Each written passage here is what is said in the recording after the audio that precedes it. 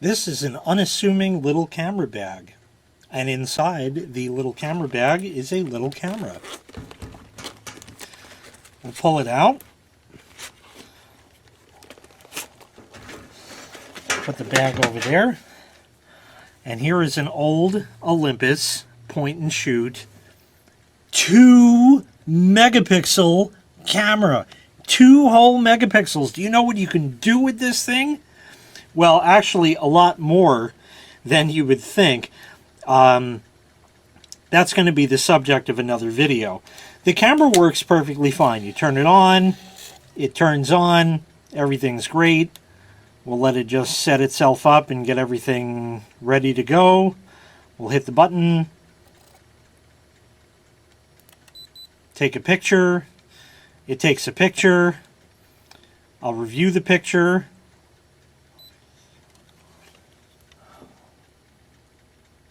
Whoops.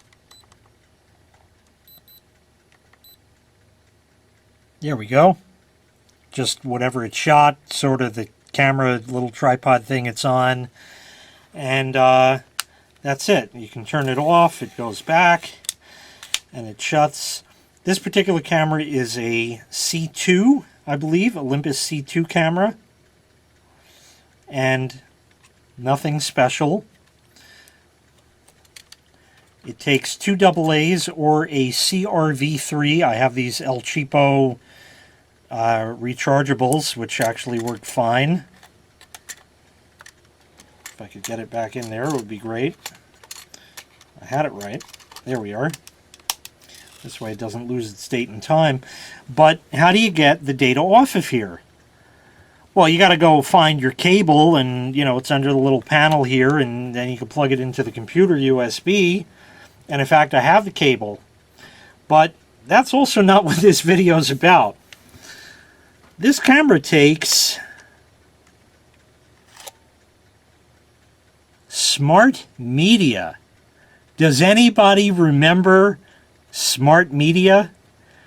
The thinnest cards they ever made. Well, I guess a micro SD is kind of that thin also. And this is in the maximum capacity they ever made for it, 128 megabytes. And this will fit about 190 some odd pictures, depending on the quality you have it set to. But this laptop over here, it doesn't, it's not gonna, doesn't go in. There's an SD card reader, but not a Smart Media card reader. So what do? Well, like I said, you could open up the other little thing here, and in here is a spare battery, charged up, ready to go. Charger I have separate because she was only gone for the day. It was just a little day tripper. And here is a short mini USB cable, because that's exactly what this camera uses. And this camera is so awesome that not only does it have the port in question right there, it also has a video fucking out port that'll go from there to a composite input on a TV. And you can see your pictures on there. And I've actually used that feature before back in the day when it was fashionable. And there's even a jack to plug in external power so you don't have to run it on fucking battery. It's got fucking everything. The screen, by the way, in case you're curious, it has a little, like, you remember the old Palm Pilots and that, and you used to get the screen protector plasticky things? That's what's on there. That's what that is. So there's that. But like I said, if you don't have that cable, or the camera gets smashed or something, and you have, what do? You get a Smart Media card reader. Check this thing out. I knew I had this somewhere, but it recently surfaced as I was digging through some other stuff. Plugs in USB, got your port right there to plug the card in.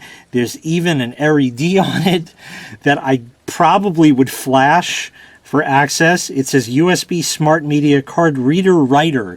That was, back in the day.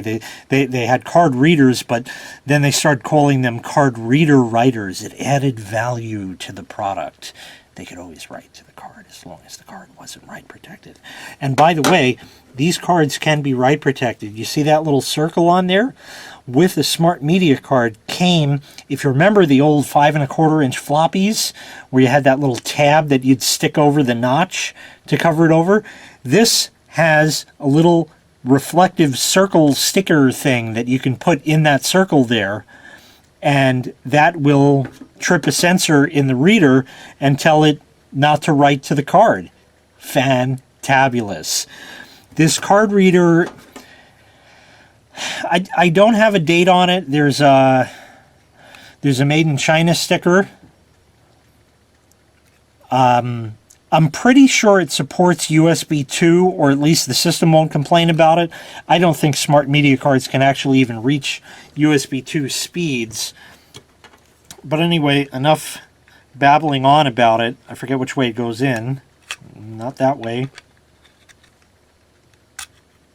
That way. And there is your Smart Media card reader ready to go into a USB port. I planned things out so carefully that I could get rid of this cable, which curiously has yellowed, oddly enough, sitting in here. Maybe the chemicals that leached out of the bag or something over the years. But check this out. The card reader will actually fit in the pocket, and if you smush it down just enough and get the little flap there over it, you can zip it all the way up and have your card reader with you. So anybody with a USB, you can do the same thing with the cable. But the card reader happens to fit in there. I didn't buy it for that. It just ended up working out that way. But a single card reader that reads a single type of card, pretty rare. You can find nowadays the little micro SD card readers and that. But as far as finding a standalone, like, compact flash card reader nowadays, not easy. Finding a standalone, how about an XD card reader, another one that Olympus used for years that my other camera uses? Impossible. You can't find them. They're part of the multi-card readers, and in fact, I have a multi-card reader here in this bag down here. So if you give me half a second here to get it out. Here we are. You know, this will read all different cards. And this actually will take Smart Media. This is the XD Smart Media card slot. Again, I don't know which way it goes in. There, like that. And it'll read it, but to hell with that. We got an awesome fucking standalone unit. So we're going to use that. I'm just waiting for my laptop to finish some updates here, and we'll go ahead and plug this in. One unassuming and relatively very slow laptop later, plug in the card reader. It says installing, and let's see. Sometimes Windows doesn't want to display the thing. Come on, man. Alright, well, it's installing anyway, so we'll go over to my computer and wait till that comes up. Ah, it did. Beautiful. Get rid of that. We'll open this up. We'll go here, here, and we'll just take any old picture. Look at the flashy, flashy. Even showing you access. But it's the reverse access, so the light is always on and goes out when it's being accessed. And if I go to the next picture, it blinks like that. And the next one. And here are the pictures that were taken with this camera at 2 megapixel. They look pretty damn good to me. They really do. The picture taker, of course, is another story entirely. That's not too horrible, considering what the camera was. You know, I haven't really gone through these pictures. She went to the Bronx Zoo. So, yeah, look at that. Look at the quality right there. That's a nice shot. But let's say that we wanted to copy that whole folder over. Let's just see what kind of transfer rate we get. This is a whole 42.7 megabytes. We'll drag it over like that. The light begins flashing away. And it's 37 pictures that she took. And it's going at 890 kilobytes per second. 870. Okay, it just made a huge jump. 2 megabytes per second. I don't know if something was cached or what in that spot. Maybe the pictures that I already opened. But still, you know, it works. It doesn't really matter the speed as long as it works. And there you go. Actually, let's go back to this picture here. Is 2 megapixel all that bad? I know you're seeing, you know, what the camera is seeing on a shitty old laptop screen. But, yeah, I mean, if you look, it's a little pixelated, like right there. I don't know how far zoomed in I am. I'd have to open a, you know, image editor for that. But for the most part, the quality's all there. 2 megapixel, people. 2 megapixel. And there's actually another part to the story here, which I'll just mention as an aside. She was there with her brother, and he had some sort of Nikon, like 13 megapixel camera. And between his pictures and her pictures came to 1 gigabyte. There were over 200 pictures, so even so, 1 gigabyte of data. I resized those pictures down for my digital picture frames, and I'll show you. Here's the same picture resized down to 1024 by 768, and like this, it's great. Now, of course, when you zoom in, you're going to get a lot of fuzzies and a lot of pixelation, as you can see there.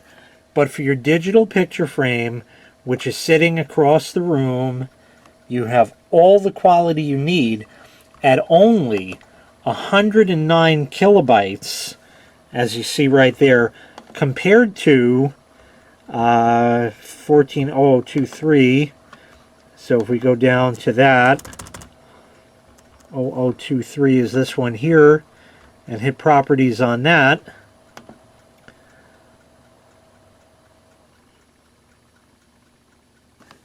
.2 megabytes. Well, we shaved about an entire 1.1 megabytes off of that. That's a huge savings. And that's just going from 1600 by 1200 down to 1024 by 768. Imagine what it was with the pictures her brother took at 13 megapixel. Those were ranging like 8 megabytes, and those were going down to something like 200K. Redonkulous difference. And you will never, ever see the difference in quality on a digital picture frame across the room. So if you have one of those stupid digital picture frames, resize your pictures. Use an old, well, don't use this. Use an old flash drive, because you can't even get these anymore. Neither the card nor the reader really too easily. But use an old flash drive that you have. An old 1 gigabyte one or a 512 megabyte one if you're that lucky. I even have a 256 laying around. Actually, I have a 32 meg laying around. But, yeah, you can use that old stuff, which will have all the speed that the digital picture frame would ever need, and it would have all the quality that you'd ever need at a huge savings in actual storage. So you can fit tons of pictures on that old technology and keep it working. Much like the Smart Media card and Smart Media card reader and an old 2 megapixel camera. And yeah, she gets looks, she gets comments. They're like, holy shit, how old is that camera? Back from about 2002. Yeah, quality stuff. Quality stuff. We might have gotten that like 2003 or 4, but the camera dates back to somewhere in that neck of the woods. And there's another little thing about the camera. Like I said, this is the C2 zoom, And there was another one, a C something else. It was exactly the same camera with a little bit of color difference. Maybe the faceplate on, you know, the back of it was black instead. So it was the identical camera. And XJO81X's sister had that camera, I think it was, and the camera was accidentally dropped, and therefore it stopped working. When you'd go to open it, the lens would go, you know, and it couldn't come out. It's yelling because there's no card in it. But, you know, it would yell and it would say lens error, and it would just shut down, and that was it. But I found, let me shut it for just a second. I found that if you would turn the camera on this way, it wouldn't work. But if you'd point it down and power it on, it would work every single time.